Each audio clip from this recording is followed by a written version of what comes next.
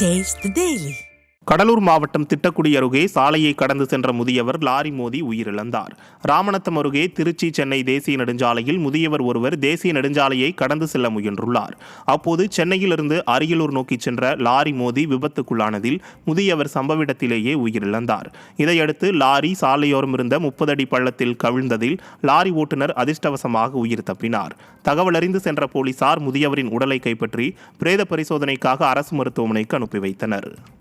நீலகிரி மாவட்டம் கோத்தகிரி அருகே புதிதாக கட்டப்பட்ட அங்கன்வாடி மையத்தை திமுக கவுன்சிலர் திறக்க விடாமல் அராஜகத்தில் ஈடுபடுவதாக அப்பகுதி மக்கள் குற்றம் சாட்டியுள்ளனர். இந்திரா நகர் பகுதியில் உள்ள அங்கன்வாடி மையம் இடவசதி இல்லாமலும் சேதமடைந்தும் உள்ளது. இதனால் அதே பகுதியில் கடந்த 2 வருடங்களுக்கு முன்பு 15 லட்சம் ரூபாய் மதிப்பீட்டில் புதிதாக அங்கன்வாடி மையம் கட்டி முடிக்கப்பட்டது. இந்த நிலையில் புதிய அங்கன்வாடி கட்டிடத்தை திறனற்ற திமுக கவுன்சிலர் கணபதி என்பவர் திறக்க விடாமல் அராஜகத்தில் ஈடுபடுவதாக அப்பகுதி மக்கள் குற்றம் சாட்டியுள்ளனர். மேலும் இவர் அங்கன்வாடி கட்டடம் கட்ட அப்பகுதி மக்களிடையே 3 லட்சம் ரூபாய் வசூல் செய்துள்ளார். எனவே இது குறித்து அரசு நடவடிக்கை எடுக்க வேண்டும் என வலியுறுத்தியுள்ளனர்.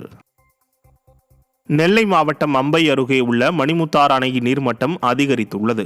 மேற்கு தொடர்ச்சி மலையில் பெய்த மழை காரணமாக 118 அடி கொண்ட மணிமுத்தாறு அணையின் நீர்மட்டம் கிடுகிடுவென உயர்ந்து 100 அடியை கடந்து கடல் போல காட்சியளிக்கிறது. இதனை ஏராளமான சுற்றுலா பயணிகள் ஆர்வமுடன் கண்டு ரசித்தனர்.